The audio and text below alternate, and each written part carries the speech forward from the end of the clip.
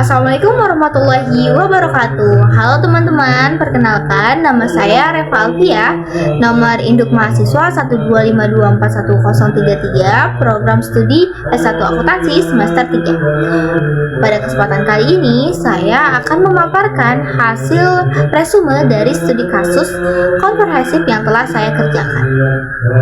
Baiklah, saya akan langsung masuk ke bagian pertama. Bagian pertama adalah analisis ekosistem regulasi. Jadi teman-teman, ada 3 pilar utama dalam ekosistem audit Indonesia yang saling menjaga akuntabilitas laporan keuangan di Indonesia. Yang pertama adalah Otoritas Jasa Keuangan yang disingkat menjadi OJK. OJK adalah lembaga negara independen yang bertugas mengatur, mengawasi, memeriksa, dan menyelidiki kegiatan di sektor jasa keuangan termasuk pasar modal. Tujuannya memastikan kegiatan keuangan berjalan teratur, adil, transparan, dan akuntabel, serta melindungi konsumen. Dalam kasus PT Garuda Indonesia, OJK berperan menyelidiki laporan keuangan yang cacat karena manajemen Garuda mengakui pendapatan di muka sebesar 239,94 juta US dollar dari kontrak jangka panjang dengan PT Mahata. Pengakuan pendapat ini belum terrealisasikan sehingga menyalahi prinsip akuntansi dan mengakibatkan laporan keuangan yang tidak wajar serta menyesatkan publik dan pasar modal. Yang kedua adalah Pusat Pembinaan Profesi Keuangan yang disingkat menjadi P2PK.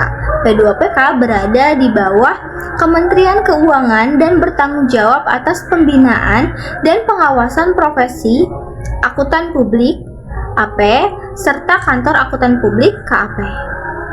Pada kasus ini, P2PK menemukan bahwa auditor gagal menerapkan skeptisisme profesional dan tidak menjalankan pemeriksaan yang memadai terhadap transaksi Mahata, sehingga hasil audit tidak objektif dan menyesatkan.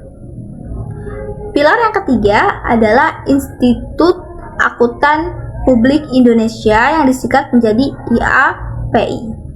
IAPI adalah satu-satunya asosiasi resmi akuntan publik Indonesia yang menyusun dan menerbitkan SPAP, menyelenggarakan ujian CPA Indonesia, dan memberikan pendidikan profesional berkelanjutan PPL.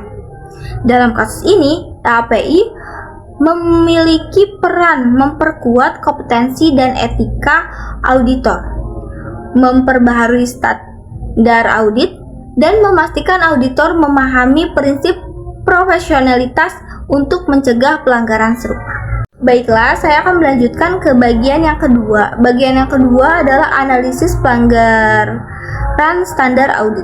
Jadi ada 3 jenis pelanggaran standar audit. Yang pertama adalah pelanggaran standar umum, yang kedua adalah pelanggaran standar pekerjaan lapangan, dan yang ketiga adalah pelanggaran standar pelaporan.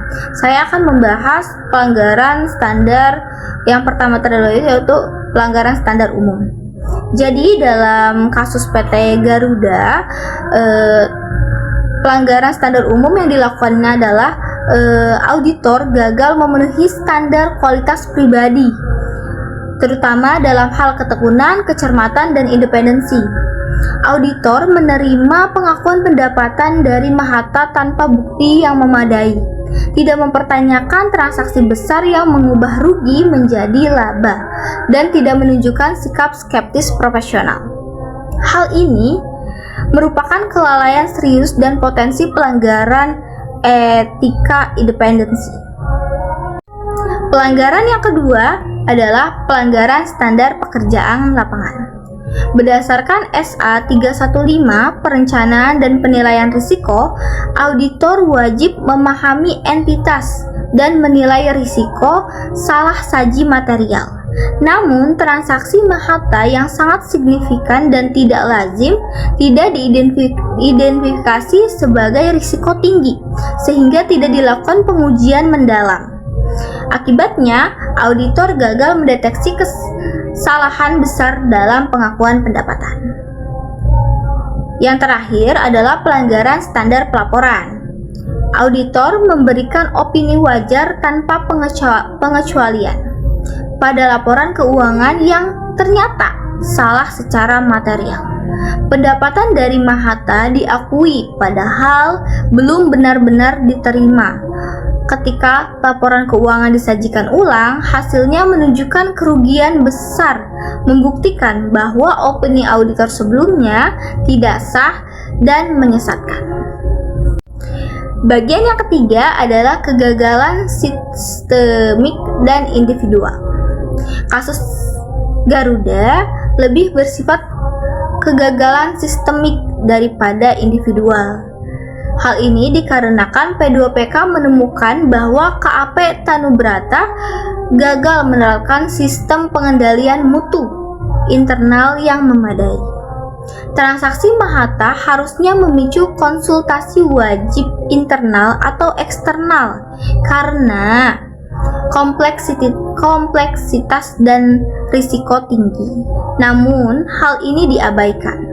Kegagalan terjadi pada elemen pelaksanaan perikatan, termasuk tidak adanya penelaahan oleh partner kedua untuk audit berisiko tinggi. Bagian yang keempat adalah peran tata kelola perusahaan. Integritas laporan keuangan adalah tanggung jawab bersama, bukan hanya tanggung jawab auditor eksternal.